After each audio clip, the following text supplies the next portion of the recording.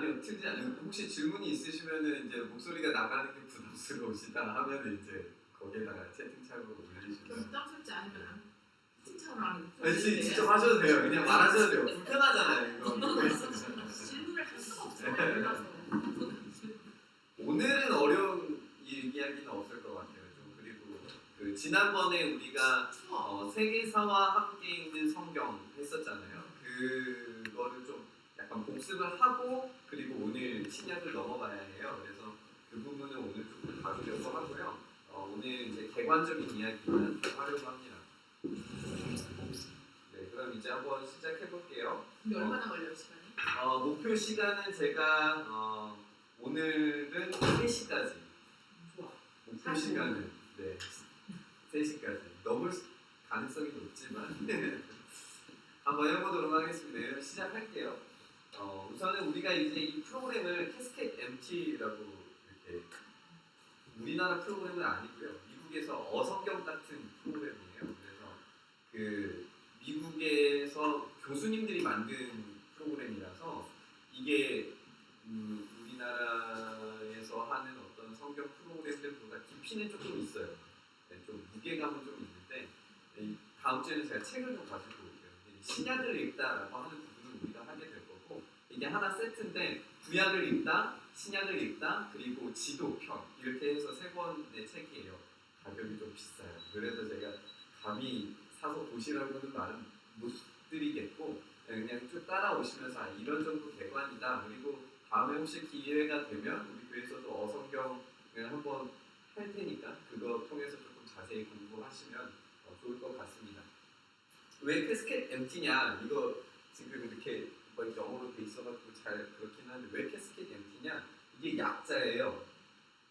그래서 크리에이션, 아브라함, 시내, 그 다음에 킹, 그 다음에 익사일해서 뭐죠 이 쫓겨나는 거 그리고 T가 이제 그 예언에 관한 거고요. 그 다음에 우리가 이제 신약을 통해서 공부하려고 하는 게 MT인데 이제 이거를 우리가 오늘 잠깐 개관으로 제가 설명을 드릴 거고요. 캐스킷 MT 혹시 이게 무슨 뜻인지 아시나요? 캐스킷 무슨 뜻인지 아세요? 그러니까 뭘 약자라고 그냥 영어 단어가 캐스킷이 이거 잘 안 쓰는 단어여가지고 캐스킷 하면은 이게 무슨 단어인지 조금 이런데 캐스킷이 무덤이에요. 무덤. 그러니까 무덤이 비었다. 빈 무덤. 네, 그래서 예수님이 부활하시고 난 이후에 그 빈 무덤을 생각하시면 이 캐스킷 MT를 통해서 성경 전체를 개관을 하게 되는 거예요. 그래서 크리에이션 이제 조금 이따가 보여드리겠지만 신약도 다 여기에 맞는 이모티콘들이 있어요. 그래서 그 이모티콘들을 가지고 성경이 이런 흐름으로 가고 있구나를 좀 확인을 하실 수 있게 될 거예요. 그래서 오늘 그 이야기를 좀 하겠습니다. 성경은 하나의 이야기예요. 하나의 이야기. 전체적인 맥락이 하나의 이야기로 되어 있어요. 그것은 하나님이 우리를 구원하시기 위한 이야기로 생각을 하시면 좋을 것 같아요. 제 얼굴 좀 어두워도 괜찮으니까 상관없겠죠? 밖에 나오네. 네, 다행입니다. 네. 성경은 구원에 대한 이야기예요. 그래서 성경을 하나의 맥으로 잡아서 읽으려고 할 때 구원, 그래서 구원의 역사, 이거를 우리가 구원사라고 부르는데 이 구원의 역사를 하나의 맥으로 우리가 성경을 읽는 것이 가장 좋은 방법으로 읽어요. 이제 영상으로 나가도 이제 저는 상관없이 그냥 막 이야기할 거니까 다른 이단들 같은 경우에 특히나 이제 우리가 좀 조심해야 되는 이단들의 경우에 성경을 구원의 역사의 맥락으로 보지 않고 끊어진 시대로 읽는 사람들이 있어요. 특히나 계시록을 읽을 때 어떤 시대적인 역사의 흐름을 딱딱 끊어서 이야기하는 사람들이 있어요. 이런 사람들은 굉장히 조심해야 돼요. 성경을 하나의 이야기로 보지 않고 창조의 이야기는 창조의 이야기, 족장 시대는 족장 시대, 무슨 왕 시대는 왕 시대, 그걸로 시작했다가 끝났고 시작했다 끝났고 이런 식으로 설명하는 설명은 굉장히 아주 굉장히 위험하니까 혹시나 다른 곳에서 어떤 동영상을 보시거나 아니면 다른 곳에서 혹시라도 여기 계신 분들은 절대 다른 곳에서 성경 공부하지 마세요. 궁금하시면 저한테 물어보시거나 목사님한테 물어보세요. 목사님 워낙에 바쁘셔가지고 연락을 못 받으신다. 저한테 하십시오. 다른 곳에서 성경 공부 웬만하면 하지 마세요. 제가 왜 이렇게까지 강조를 하냐면 건강한 단체들조차도 이런 세대를 자꾸 나누는 이야기들을 많이 해요. 그러다 보니까 공격적인 어떤 그 선교 전략들을 하려면 이런 구속사의 하나된 통으로 된 이야기보다는 세대를 끊어서 이야기하는 게 굉장히 편리하거든요. 그러다 보니까 이 공격적인 성향의 어떤 선교 단체들도 이렇게 시대를 끊어서 이야기하는데 제가 생각할 때 성경을 건강하고 바르게 해석하는 것 같지 않아 보여요. 그러니까 제가 오늘 이 하나에 대한 이야기로 이 성경을 풀어가는 것에 대한 이거를 여러분들이 성경을 읽으면서 그래서 핵심 단어를 구원, 하나님은 왜 구원하려고 하시고 어떻게 구원하려고 하시고 내가 정말 구원받아야 되는 존재인가를 질문하는 책이 이 성경이다 라고 하는 걸 우리가 좀 이해를 하셨으면 좋겠습니다. 그 이야기의 핵심 주인공이 누구냐? 그분이 바로 예수님입니다. 성경은 처음부터 끝까지 예수님에 대한 이야기로 시작하고 끝났다고 해도 과언이 아니에요. 이걸 좀 강조해야 될 것 같아요. 구약에서는 예수님이 나오나요? 안 나오나요? 네, 맞아요. 잘 알고 계시네요. 예언을 통해서 그림자처럼 보여지기는 하지만 정확하게 예수님이 등장하지를 않아요. 그렇기 때문에 우리가 이 예수님에 대한 이야기를 놓쳐버리고 지나치기가 참 쉬운데 우리가 심지어 시편이나 잠언 읽으면서 우리가 지혜로운 말씀, 좋은 말씀 많이 있는데 거기에서도 예수님을 발견할 수 있다는 사실을 우리가 기억하고 성경을 봐야 돼요. 물론 그 성경마다의 그 뭐라고 해야죠? 그 문맥과 그리고 어떤 그 설명하는 방식, 문학적인 방식들에 따라서 차이는 있겠지만 그 내용들에서 예수님을 발견하는 것이 어렵지 않다는 사실을 우리가 기억하면서 성경을 읽어 내려가면 이 성경을 한 맥으로 읽는 것이 무엇인지 아시게 될 거예요. 우리가 이제 지혜 문학이라고 해서 잠언이나 욥기나 이런 이야기를 읽으면 예수님이 등장하지는 않아요. 그렇죠? 에스더를 읽으면서 예수님 발견하기는 참 어려운 일이에요. 그런데 요즘에 어떤 구약 학자들이 연구하는 것은 구약을 신약 사람들이 구약을 어떻게 이해했는가. 그게 요즘의 연구의 주제예요. 그래서 구약과 신약이 아까 목사님도 말씀하셨지만 구약과 신약이 하나의 연결된 조화로운 하나의 그 이야기로서 우리가 이해하는 게 굉장히 중요하다는 이야기 그리고 그 주인공이 예수님이라는 사실을 우리가 기억하셨으면 좋겠습니다. 오늘 이제 신약 성경에 대한 이야기를 할 거니까 신약 성경이 어떻게 이루어져 있는지를 좀 알아야죠. 신약 성경 몇 권 있죠? 27권. 애들한테 이거 맨날 가르쳐줘도 잘 몰라요. 구약 성경 몇 권인지 아시나요? 39권이 있어요. 39권이 있는데 3구 27 더하면 66 이렇게 되는 거예요. 이렇게 우리가 외워요. 초등학교 때 이렇게 배웠어요. 주일학교 때 배울 때 3구 27 39 더하기 27은 66 그래서 성경은 66권 구약 39권, 신약 27권 이렇게 돼 있다고 우리가 이해를 해요. 이 목록을 제가 좀 보여드리죠. 신약 성경 목록이 이렇게 돼 있고요. 총 27권의 책이 있습니다.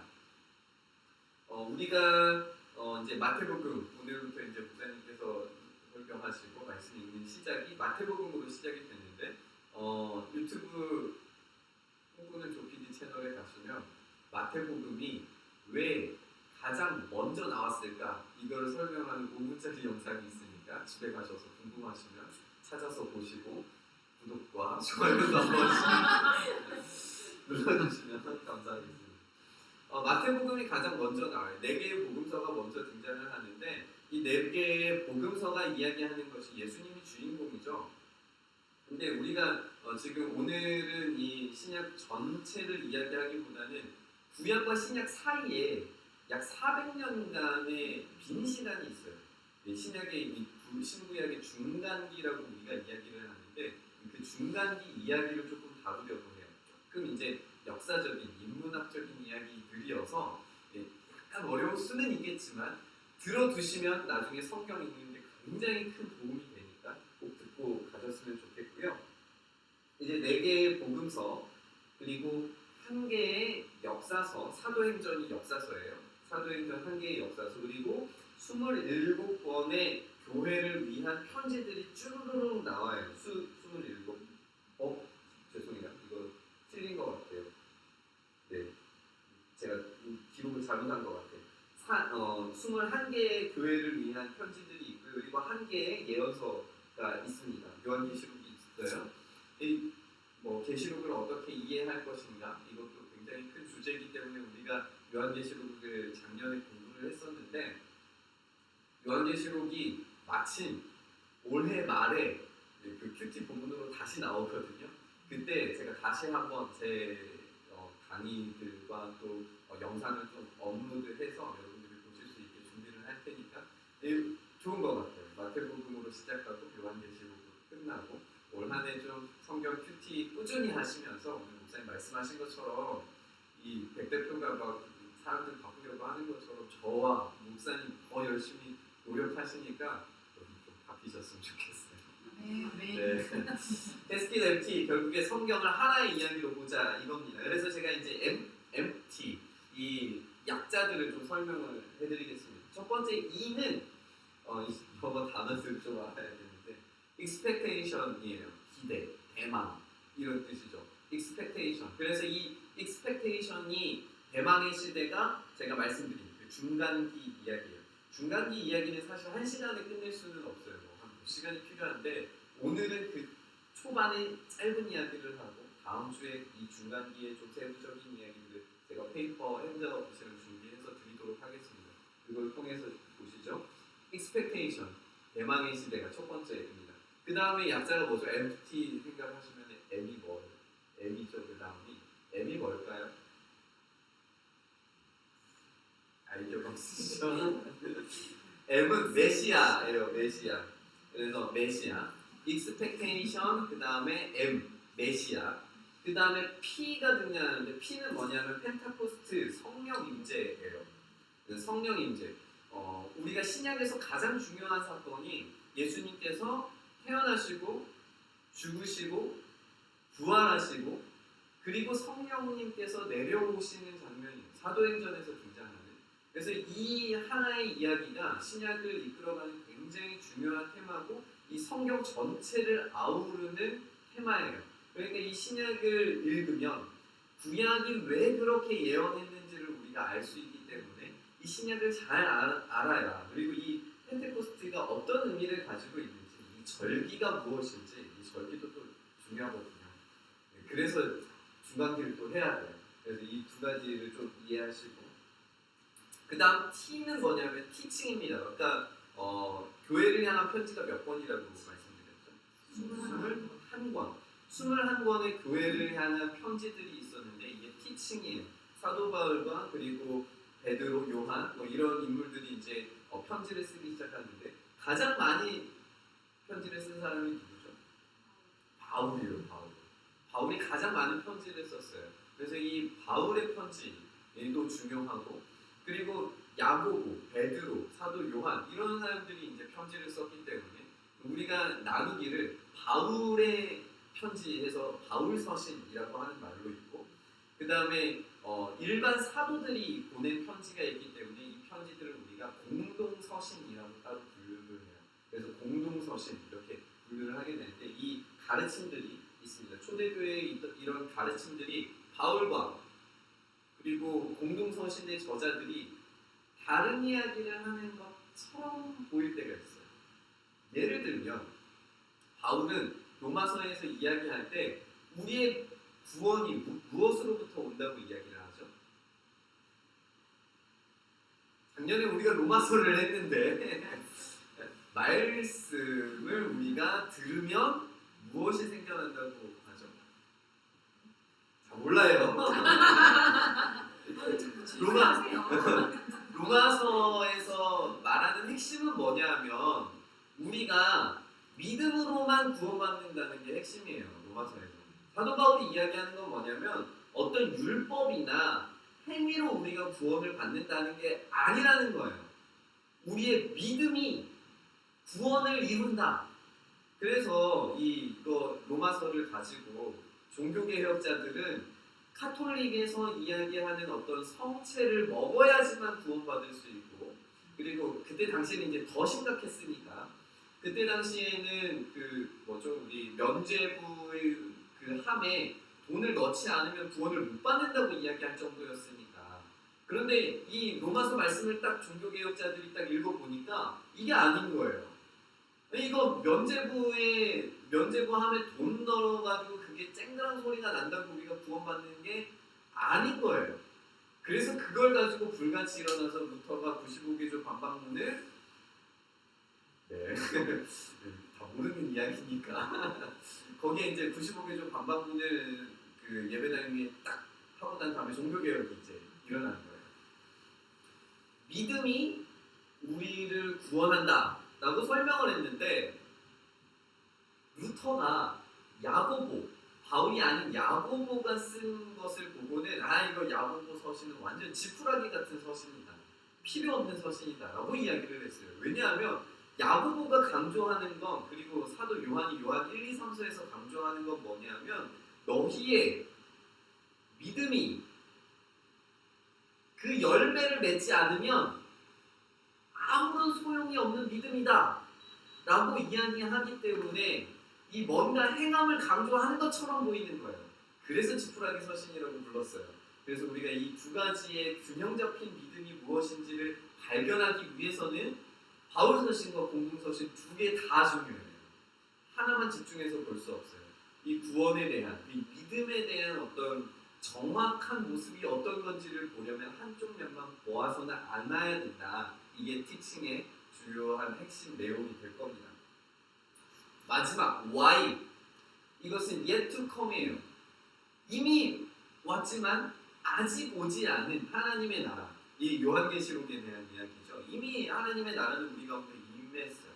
성령님께서 우리에게 임재하심으로 말미암아서 하나님의 나라는 임했습니다. 그렇지만 아직 오지 않은 시대, 아직 오지 않은 하나님의 나라를 yet to come, 아직 오지 않은 시대로 설명을 합니다. 자, 이것으로 MT 5가지를 제가 말씀을 드렸어요.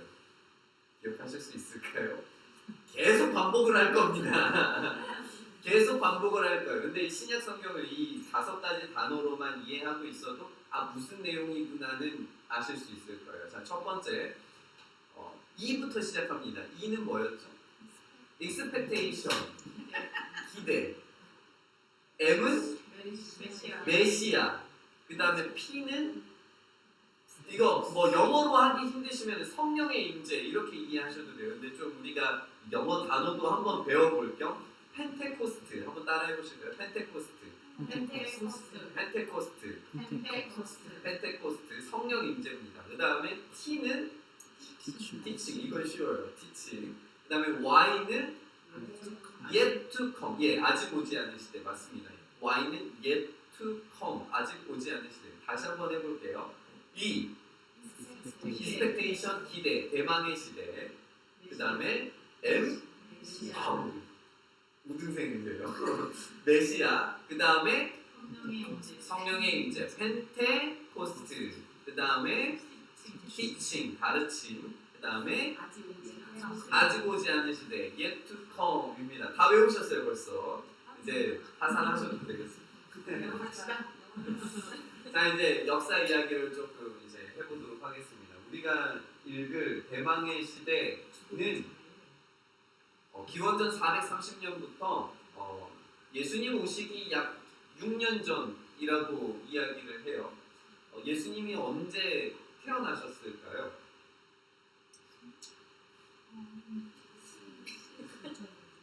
BC. 여러분 BC가 무슨 뜻인지 아세요?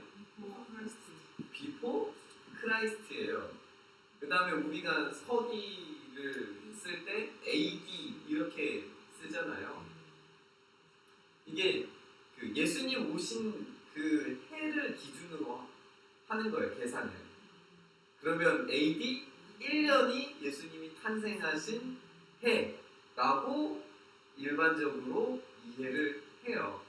이건 그냥 우리 뭐 일반적인 상식이고, 근데 요즘에는 이렇게 이야기하지는 않아요. 그래서 뭐 조금 다른 글자들을 써요. BC라고 안 쓰고 BCE라고 써서 뭐 before common era 뭐 이렇게 쓰고, 그 다음에 뭐 AD는 뭐 다른 걸로 이제 바꿔서 뭐 CE 이렇게 쓰기도, common era 해서 이제 CE 이렇게 쓰기도 하는데, AD는 이제 뭐 아드 도미네 해서 예수 주님 오신 이후 이런 뭐 라틴어 가지고 씁니다. 어쨌든 근데 왜 BC 6년 우리가 기준하는 그 1년이 아니라 왜 6년으로 치냐, 예수님 오시기 왜 6년 전으로 치냐, 이게 이유가 좀 있어요.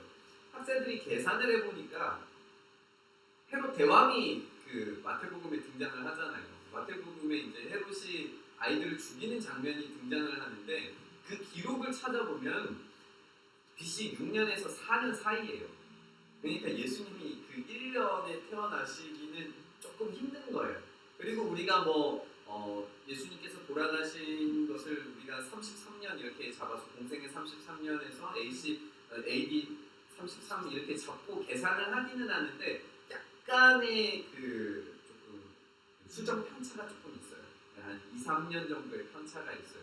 그래서 이런 것들을 수정하기 위해서 대략적인 기간을 BC 6년으로 잡았다. 이 정도만 이해를 하시면 될 것 같아요. 뭐 별로 중요하지는 않으니까. 네. 그리고 메시아 시대는 BC 6년에서부터 AD 33년, AD 제가 말씀드렸다시피 아드로미네, 갑자기 헷갈리는데, 이 33년까지를 우리가 메시아 시대, 예수님께서 돌아가신 것이 공생의 기간이 33년이거든요. 그래서 이 공생의 33년, 이 BC 6년도 뭐 이제 뭐 비슷한 편차를 가지고 이야기하지만 어쨌든 이렇게 기억하시면 될 것 같고요. 성령인재 기간은 우리가 AD 65년으로 이제 잡았는데, 이 성령의 이제 초대 교회가 발전하기 시작하면서 성령의 기적들이 일어난 시간을 이렇게 이야기를 합니다. 티칭은 이 편지가 언제까지 기록이 됐을까? 요한계시록이 가장 나중에 기록되어졌다고 알려졌는데, 그 가장 나중에 기록된 연대를 가장 빠르게 잡아서 AD 95년 이렇게 잡습니다. 이거 자료는 PPT는 제가 구입을 한 거여서 이거를 따로 드리지는 못해요. 근데 이 PPT를 드릴 수는 없고, 내용은 좀 정리를 해서 저희 교회 밴드에다가 올려드릴 테니까 필요하시면 나중에 받아가시면 좋을 것 같습니다. Yet to come, 아직 오지 않은 시대는 지금까지예요. 이 마지막 편지가 온 이후로부터 지금까지 아직 오지 않은 시간입니다. 얘기를 합니다. 네, 이거 넘어가야겠어요. 오늘 이제 할 내용을 하고 다음 주에 이제 예투컴을 복습하면서 다시 한번 나누도록 하겠습니다. 우리 이제 대망의 시대를 조금 하려고 하는데요.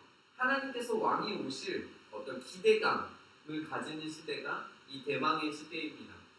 대망의 시대는 그래서 예수님께서 아직 오지 않으셨지만 오셔야만 하는 어떤 기대감을 가지고 있는 시대예요. 예수님께서 오시지 않으면 이 구약의 약속을 기다리는 이 백성들이 하나님께서 정말 살아계신가? 늘 질문하던 시기예요. 400년이 넘는 시간 동안 정말 하나님은 살아계시는가? 정말 하나님이 그 약속을 지키시는 분이신가? 이거를 정말 궁금해하고 기다리고 이루어질 것들을 바라면서 이 포로의 시대를 지나던 사람들이에요. 이제 이 중간에 있었던 일들이 어떤 일들이 일어나느냐, 이런 이야기를 좀 우리가 나눠야 되는데, 제가 오늘 그리스 이야기를 좀 좋아해서 그리스부터 시작을 좀 해야 될 것 같아요. 그리스, 우리가 성경의 마지막에 등장하는 나라는 페르시아입니다. 근데 페르시아가 우리 성경 딱 읽으면 페르시아가 안 나와가지고 페르시아가 도대체 어디 나와? 이러실 수 있는데, 페르시아를 우리나라 음역으로 했을 때 바사로 번역을 했어요. 그래서 조금 헷갈려요. 뭐 어쨌든 페르시아가 가장 마지막에 등장을 한 거 혹시 300 영화 보신 적 있으신가요? 300? 제가 지난번에도 이거 물어봤던 것 같은데 300이라고 하는 영화가 있어요. 조금 잔인한 영화기는 하는데 굉장히 재밌어요. 네, 좀 이 아드레날린이 품어지게 만드는 그런 영화인데 이 300 영화를 보시면 거기에 이제 레오니다스라고 하는 그리스의 스파르타의 왕이 등장을 하고 페르시아의 왕으로 크세르크세스 왕이 등장을 하는데 이 크세르크세스 왕하고 이 테르모필레의 이 전투가 굉장히 유명한 전투예요. 알쓸 신잡 혹시 보셨는지 모르겠는데 알쓸 신잡 작년에 했던 알쓸 신잡 그리스 편에서 이 이야기도 나오거든요. 굉장히 유명한 전투예요. 테르모필레라고 하는 좁은 협곡에서 그 페르시아의 수십만의 뭐 100만이 넘는 전설에 따르면 그런 병사들을 겨우 300명 가지고 막아냈다라고 하는 굉장히 전설적인 이야기예요. 물론 300명이 아니라 이제 그리스 다른 아테네 병사들과 조금 합쳐서 1000명 정도 되는 3000명인가의 군사들로 그걸 막았다는 이야기인데 어쨌든 스파르타의 300명의 용사들의 이야기는 굉장히 유명한 이야기예요.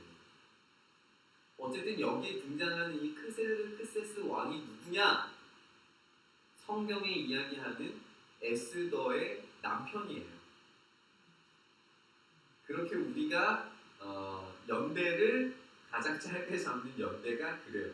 그 사람이 아닐 거라고 하는 어떤 연구들도 있지만 대략 우리가 살펴보니 이 연대를 살펴보니 그 테르모필레의 그 레오니다스 왕이랑 싸웠던 크세르크세스가 에스더의 남편일 것이다 라고 우리가 생각을 해요. 그러니까 이 연대가 이 그리스 이야기가 이 성경 이야기랑 그리 멀지 않은 이야기들이에요. 이 사람들이 싸웠던 이야기, 제가 말씀드린 크세르크세스 이후에 이제 전쟁, 이 페르시아 전쟁이 이제 크세르크세스의 아버지의 전쟁이었던가 아마 그럴 거예요. 그래서 이 페르시아 전쟁이 있고 난 다음에 그리스가 이제 승리를 하는데 여기 아테네를 통해서 이제 델로스 동맹이 맺어져요. 그리고 알아도 되고 안 알아도 되는 알쓸 신자인데 이 델로스 동맹을 통해서 아테네가 돈을 엄청나게 끌어들여요. 그러면서 여기에 이제 학자들이 등장을 하고 사람들이 여기에서 말 잘하는 사람들을 키워요. 이 사람들을 이제 우리가 소피스트라고 부르고 여기에 이제 철학자들이 등장을 하는 게 이제 누구죠? 스토아 학파랑 누구죠? 생각해보세요. 모르시나요? 쾌락주의를 말한? 일단 안 써봤더니 까먹었어. 그 유명한 사람들인데. 아무튼 이 두 학파가 등장을 하는데 왜 제가 스토아 학파를 떠올리냐 하면 바울이 이 스토아 학파랑 싸워요. 아테네에 가서 사도행전 보면 나와요. 그래서 이제 스토아 학파랑 P로 시작하는데 맞아요. 에피크로스 학파. 감사합니다. 감사합니다. 스토아 학파랑 에피크로스 학파가 이제 이때 당시 이 델로스 동맹을 통해서 생겨난 이 엄청난 자본을 끌어들이다 보니까 거기에 이제 문화적인 발전들이 이루어지는 거예요. 이 델로스 동맹을 통해서 이제 그 철학적인 분위기들이 막 일어났는데 이때 이제 이 스파르타, 펠로폰네소스하고 델로스하고 서로 이제 충돌을 해서 싸웠는데 이게 펠로폰네소스 전쟁이에요. 이것도 유명한 전쟁이에요. 스킵하고 이때 등장 여기에 이 전쟁에 참가했던 사람이 누구냐 하면 소크라테스예요.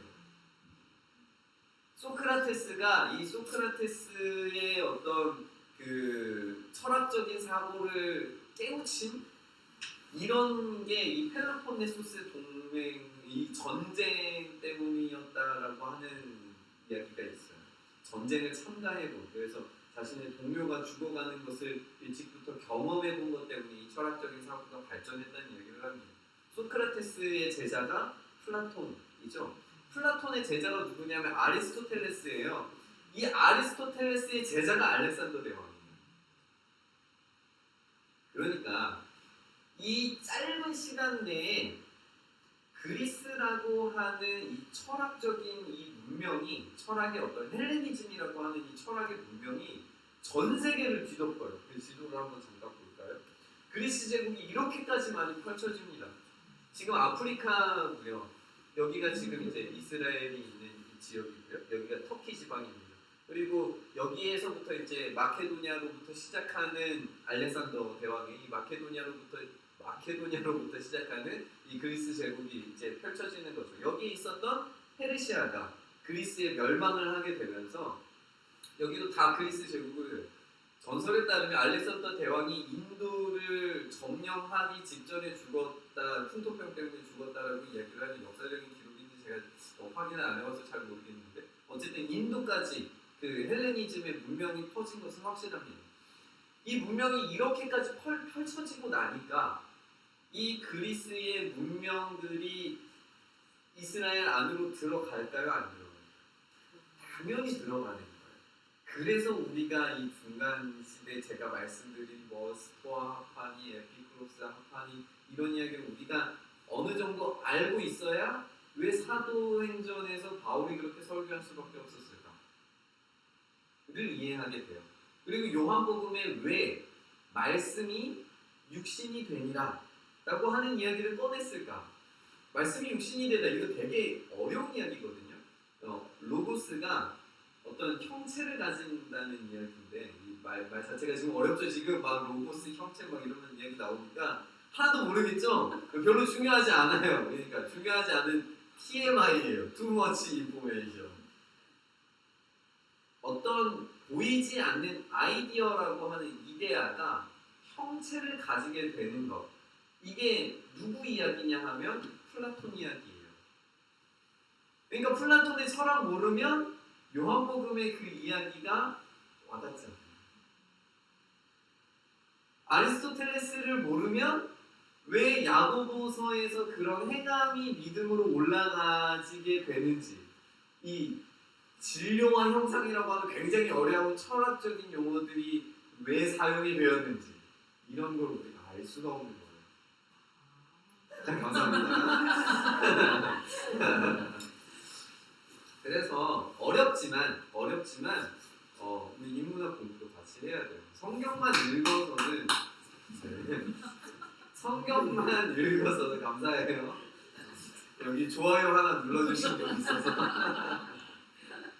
성경만 읽어서는 성경이 왜 이런 맥락으로 이야기했는지 이런 거를 이해하기가 힘들어요. 근데 이제 역사만 가지고 놓고 보더라도 우리가 이 그리스 이야기까지 제가 지금 설명을 드렸는데, 이 그리스 알렉산더 대왕이 죽고 난 다음에 이렇게 다 쪼개집니다. 그래서 여기에 이제 뭐 나라들이 이렇게 다, 여기가 이제 그 마케도니아 지방이고 여기가 터키, 그리고 페르시아 지방이었고 여기가 이집트죠. 근데 여기에서 왜 쪼개지는 게 중요하냐? 여기에 남쪽 왕이 있겠죠. 여기에 북쪽 왕이 있겠죠. 북한이 좋아요, 남한이 좋아요? 사상 검증하는 거예요. 우리가 그 북이스라엘과 남유다를 대할 때도 약간 좀 이런 식으로 접근하잖아요. 여기 그리스도 똑같아요. 여기도 북쪽에 있는 사람들은 굉장히 강압적인 정책을 펼쳤어요. 민족 말살 정책, 여기에서 시작했어요. 그 문화들을 다 없애버리려고 했어요. 무조건 그리스 문화로 다 바꾸려고 했어요. 그런데 여기 남쪽 왕은 좀 그런 데에서 반대했어요. 문화도 받아들이고 책도 번역시키고 이런 일들을 했어요. 그래서 이 남쪽에 있는 프톨레마이오스라고 하는 왕조하고 위에 있는 셀루키드 왕조, 이 두 왕조가 싸움을 해요. 뭐 이거까지는 뭐 별로 어렵지 않죠. 이거 모르면 다니엘서 11장을 해석을 할 수가 없어요. 왜냐하면 다니엘서 11장은 이 두 나라의 싸움이거든요. 이거를 11장을 해석을 해야 왜 하나님이 이 그리스를 사용하셨고 그리고 이 다니엘의 환상에 나오는 내용들이 어떻게 성취되었는가. 그래서 성경은 중간에 끝났지만 끊어져 있지만 다니엘 11장을 통해서 이 끊어져 있는 시대 속에서도 하나님께서 쉬지 않고 이 이스라엘 백성들을 위해서 일하고 계셨다는 사실을 확인하게 돼요. 역사적으로 분명하게. 그래서 우리가 이야기를 알아야 돼요. 더 자세한 설명은 제가 생략을 하겠습니다. 이 두 왕족 이야기는 조금 더 진행을 한번 해보려고 하는데 한 10분 정도 남았으니까 제가 좀 더 설명을 할게요. 어차피 또 나와요. 다음 주에 한 번 더 확인할 건데 성경 번역에 대한 이야기를 조금 제가 하려고 해요. 성경 번역이 왜 중요하냐면 이것도 좀 이단과 관련된 이야기이기도 한데요. 여러분들 성경 번역에 대해서 잘 생각하셔야 돼요. 우리 가지고 있는 성경이 문제가 있을까요? 없을까요? 있어요. 복음 부분만 빼고 문제가 있다. 그렇게 생각하시는 분들. 또 어떻게 생각하세요? 성경에 관심이 없어요?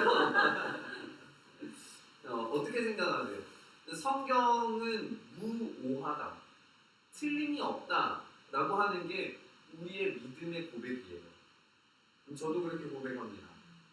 성경은 틀리지 않았다. 단지 세부적인 기록들에 있어서의 차이가 있을 뿐이지 성경은 문제가 없다라고 하는 믿음의 고백이 우리의 시작이 돼야 돼요. 그렇지 않으면은 이 성경 믿을 필요가 없잖아요. 틀린 문서들 거기에서 이야기하는 게 뭐가 집사님 이야기하신 것처럼 구원에 관련된 이야기, 그리고 구원에 관련된 이야기가 어디에 어떻게 돼 있는지 우리가 판단할 수 있다는 이야기네요. 왜 이렇게 되는 거예요? 우리가 성경을 판단할 수 있다라고 생각하는 순간 성경을 우리 마음대로 해석하게 되죠. 좀 어려운 이야기네요. 이거는 좀 번역상이. 네. 그러니까 원래의 번역을 찾으면 문제가 없다 이런 생각을 가지신 거죠. 맞습니다. 네. 그래서 우리가 지금 번역에 대한 이야기를 하려고요. 위험한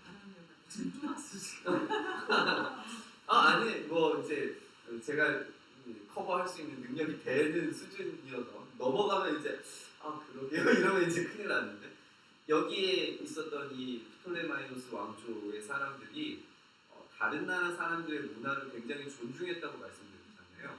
여기에 보면 알렉산드리아가 있어요. 알렉산드리아에 굉장히 큰 네 맞아요. 항구가 있었는데 그 항구를 통해서 지식 전달이 굉장히 많이 됐어요. 이 알렉산드리아의 가장 유명한 게 뭔지 아세요? 알렉산드리아에는 두 개가 유명했대요. 고대의 7대 불가 사이에 두 가지가 있어요. 하나는 뭐냐면 등대예요. 파로스 등대라고 하는 등대가 있어요. 영어가 이 파로스에서 유래한 단어로 제가 알고 있어요. 네, 그 단어가 파로스에서 유래한 단어로 알고 있어요. 파로스 등대가 굉장히 유명해요. 여기에서 비치면 이 그리스에서 이 등대의 빛이 보인다고 할 정도로 굉장히 밝은 빛을 뿜어내는 등대가 이 알렉산드리아에 있었대요. 알 수는 없지만 전설에 의하면 이 파로스 등대가 비치는 그 빛으로 초점만 잘 맞추면 배를 태울 수 있을 정도였대요. 그 정도의 엄청난 등대가 유명했고, 또 하나는 뭐냐 하면 도서관이 유명했어요. 알렉산드리아 도서관이 굉장히 커서 수많은 서책들이 거기에 모이게 돼요. 이 프톨레마이오스 왕조가 그 일을 한 거예요. 프톨레마이오스 왕조에서 이 알렉산드리아의 도서관을 세우면서 만약에 이게 화재로 불탔거든요. 이 도서관이 화재로 불타지만 않았더라도 인류의 문명이 수세기는 앞당겨졌을 것이다라는 이야기를 할 정도로 어마어마한 책들이 있었어요. 근데 이 프톨레마이오스 이 왕조에서 했던 일이 뭐냐면, 그래서 가장 이스라엘 백성들이 바벨론한테 포로가 돼서 끌려가고 난 다음에 사람들이 각지로 흩어졌거든요. 각지로 흩어지면서 했던 게 뭐냐면 회당을 지어요. 우리 교회처럼. 회당을 지으면 거기에 사람들이 모여서 예배를 드리는 안식일마다 그때 읽었던 토라, 모세오경이라고 하는 토라를 읽고 예언서를 읽고 시편을 읽고 막 이래요. 자, 여기에서 그 책 가지고 와봐라. 근데 이거 유대인들밖에 못 읽잖아. 그리스 사람들도 읽도록 한번 해봐. 해서 이거를 그리스 말로 번역을 한번 해요. 이게 왜 중요하냐? 신약에서 구약 성경을 끌어다가 쓸 거 아니에요. 이 예언들이 이루어졌다라고 끌어다 쓸 거 아니에요. 그러면 히브리어를 갖다가 썼을까요? 아니면 그리스어를 갖다가 썼을까요? 그리스어. 역시 똑똑하시네요. 제가 왜 이야기를 했는지. 여기에서 70명의 장로들을 불러요. 70명의 장로들을 불러다가 이 전설에 따르면 70명의 장로를 불러서 따로따로 방을 주고 따로따로 가게 해서 번역을 시켜요. 다. 네, 이 책을 구약에 있는 우리가 39권 사실 조금 더 많아요. 우리가 생각하는 것보다는 구약 성경을 인정하는 책들이 조금 더 많아요. 네, 이 정경의 과정들은 조금 복잡한 얘기니까 제가 빼고 그거를 번역을 시켰더니 70명이 장로들이 다 따로 가서 번역을 했는데 갖고 와서 보니까 한 글자도 틀림없이 똑같았더라. 이게 전설이에요. 어쨌든 그래서 70인역이라고 부르는 그 70인역을 번역했던 나라가 이 프톨레마이오스 왕조였어요. 그래서 이 70인역을 신약 사람들이 알고 있었고 그것을 읽었기 때문에 신약 사람들이 그리스 말로 그때는 당시에 모든 국문서가 다 이제 그리스 말과 라틴어였기 때문에 이 그리스어로 글을 적었을 때 그리스 말로 된 구약 성경을 갖다가 쓸 수밖에 없었겠죠. 그래서 이제 쓰게 되는데 문제는 이 70인역이 히브리어를 그대로 갖다가 완전 똑같이 번역을 할 수 있을까요? 없을까요? 유명한 말이 있잖아요. 번역은 곧 반역이다. 할 수 있었어도 하고 싶지 않은 것도 그런 건 아닌 것 같아요. 왜냐하면 굉장히 거룩한 문서이기 때문에 그 사람들이 번역했을 때에는 막 하나님이라고 하는 단어가 나올 때마다 막 목욕제기하고 막 이래야 되니까 그걸 막 함부로 막 바꾸고 싶지는 않았을 거예요. 그런데 그럼에도 불구하고 자신들이 가지고 있는 이 당시에 있었던 그리스적인 생각 그리고 하나님께서 이 시대까지 지금 침묵하고 계시지만 이스라엘을 언젠가 회복하시겠다라고 하는 예레미야와 이사야의 예언 이런 것들이 다른 선지자들의 예언들과 어떻게 조화로울 수 있을까를 고민하면서 번역을 했기 때문에 약간의 차이들이 등장을 하기 시작해요.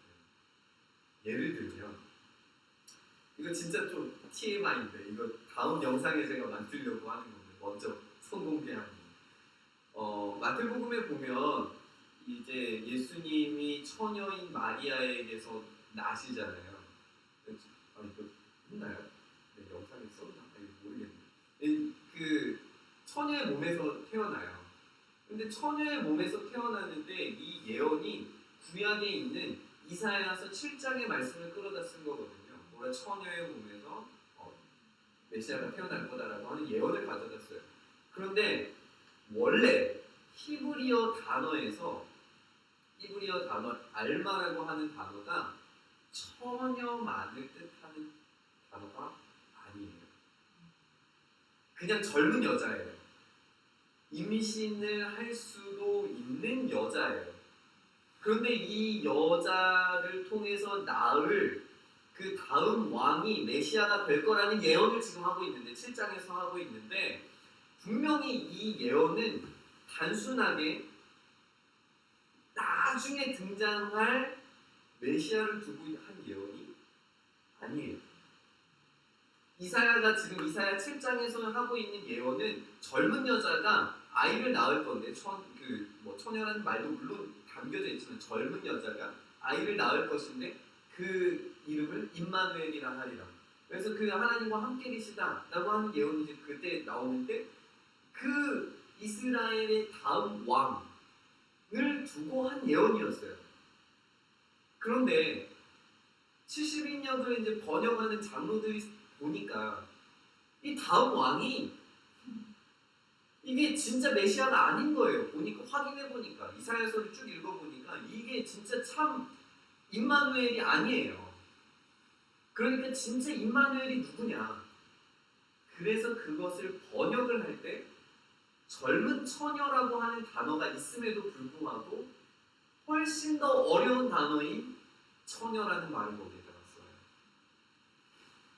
이제 구약에 예언된 젊은 여자를 통해서 이루어졌던 이스라엘 왕은 실패했다. 하지만 진짜 메시아가 등장할 건데 그 진짜 메시아는 훨씬 더 어려운 방법으로, 훨씬 더 확실한 방법으로 처녀의 몸에서 태어날 거다. 번역이 틀리지는 않았지만 뉘앙스가 완전히 바뀌어버린 거예요. 이런 번역들이 한두 군데가 아니에요. 이걸 가지고 이해했을 때 신약의 사람들이 왜 구약에 있는 이야기를 이렇게 바꿔서 이해했을까가 이 번역을 통해서 확인이 됩니다. 그래서 이제 목사님이 저한테 이제 막 너무 어려운 이야기 자꾸 하지 말라고 약속은 이제 3시까지니까 제가 가끔 설교할 때도 이런 거 쓰니까 설교 너무 어렵다고 그 이야기 하셔가지고 어쨌든 그 프로그램을 제가 이제 샀다고 아까 말씀하셨잖아요. 그게 이제 그런 거 비교해주는 프로그램이에요. 되게 어려워요. 물론 히브리어도 알아야 되고 헬라어도 알아야 되고 영어도 알아야 되고 굉장히 복잡한 작업이지만 분명히 거기에서 깨닫게 되는 바들이 있어요. 뭐 처녀가 잉태하여 아들을 낳을 것을 이게 완전히 다른 의미라는 거 오늘 처음 들어보신 거잖아요. 네. 네. 그래서 이 그리스 문화가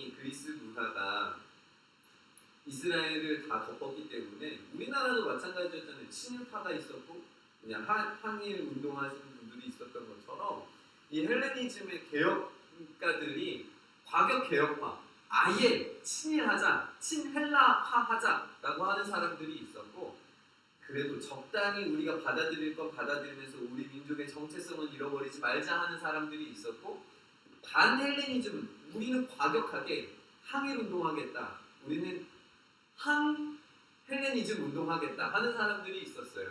이 사람들이 뭐 이런 복잡한 그 혁명들과 이야기들을 통해서 세 가지의 중요한 파들로 나눠지게 되는데 한 파는 사두개파, 한 파는 바리새파. 이거 많이 들어봤죠? 사두개인과 바리새인들 많이 들어보셨죠? 그리고 에세네파 이런 사람들이 있었어요.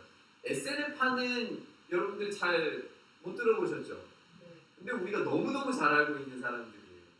누구냐 하면 세례 요한이 에세네파예요.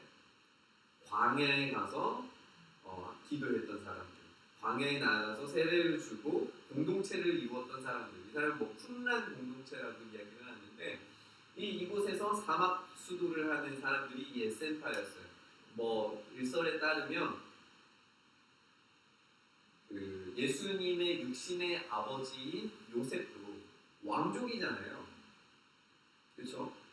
뭐 다윗의 혈통이니까 왕족이잖아요. 먼 왕족이긴 했겠지만 왕족임에도 불구하고 자기가 의로운 사람임에도 불구하고 이 마리아를 데리고 올 수 있었던 어떤 그런 이유들, 그리고 하나님이 의로운 사람이라고 부를 수밖에, 당시 의로운 사람이라고 부를 수밖에 없었던 이유는 이 사두개파나 바리새파 이런 사람들은 다 지금 그 왕족들과 이 당시의 왕족들과 관련이 있는 그런 것과는 상관없이 에센파였기 때문에 가능했을 거다. 이런 이야기를 해요. 그러니까 이 세 가지 파가 지금 유대 안에서 지금 있는 거예요.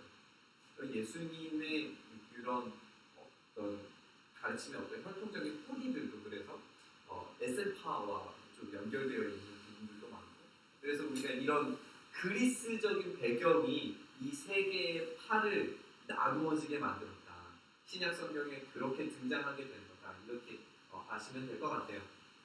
그래서 정리하면, 오늘의 이야기를 좀 정리를 하면, 다니엘의 11장의 예언, 그리고 7장에 등장하는 괴물들, 또 네 가지의 동물들, 이런 이야기들이 등장을 하는데, 이 동물들은 바벨론, 바사, 헬라, 그리고 로마, 이 네 가지의 나라를 예언을 한 거였어요.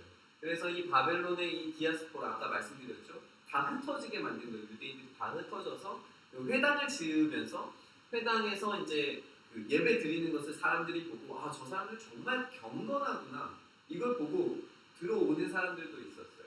그래서 이 구약 성경이 이때 당시에 이제 39권 또는 이제 그 나머지 외경들로 이제 정리가 되기 시작해요. 나머지 것들은 이제 불필요한 것들은 빠지게 되고 이렇게 됩니다. 페르시아를 통해서는 고레스가, 이 사람도 되게 유명한 사람이에요. 그 역사적으로 이 사람이 굉장히 뛰어난 왕이어서 사이러스 2세라고 우리가 부르는데, 이 고레스가 성전을 다시 건축하게 만들어줘요. 우리가 이 이야기는 에스라, 느헤미야 이야기를 통해서 우리가 들을 수 있습니다. 그리고 제사장이 득세를 하게 되거든요. 이때 당시에 에스라도 제사장이었죠. 예. 그래서 이 제사장을 통해서 이제 득세하게 되는 그런 과정을 보게 됩니다. 저 제사장이 득세를 하게 되니까 결국에 어떻게 될까요?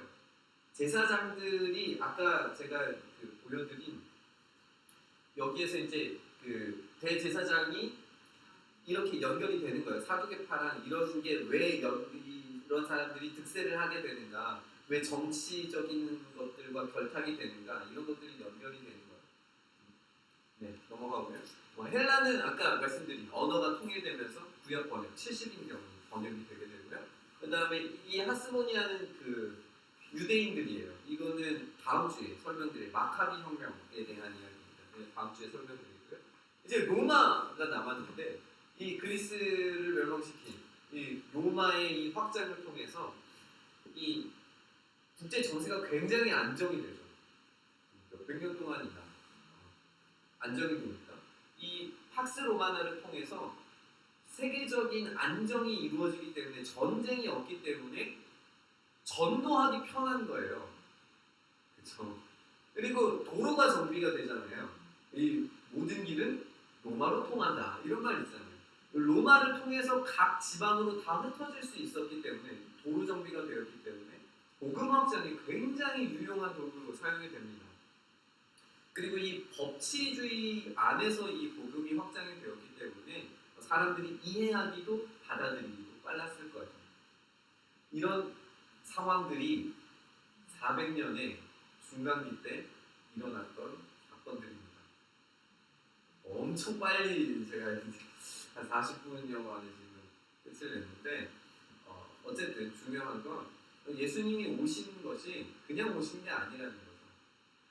구약에 예언이 된, 구약 예언을 처녀의 몸을 통해서 나올 메시아가 임마누엘이라고 하는 이름을 가지게 될 것이라고 하는 이야기는 그냥 나온 이야기가 아니라 전 세계적인 이런 흐름들을 하나님께서 만드셔서 로마로, 결국에 로마가 전 세계에 안정을 가져오기 시작하면서 복음이 가장 빠르게 확장될 수 있는 방법을 하나님께서 미리 준비하셨다는 거예요.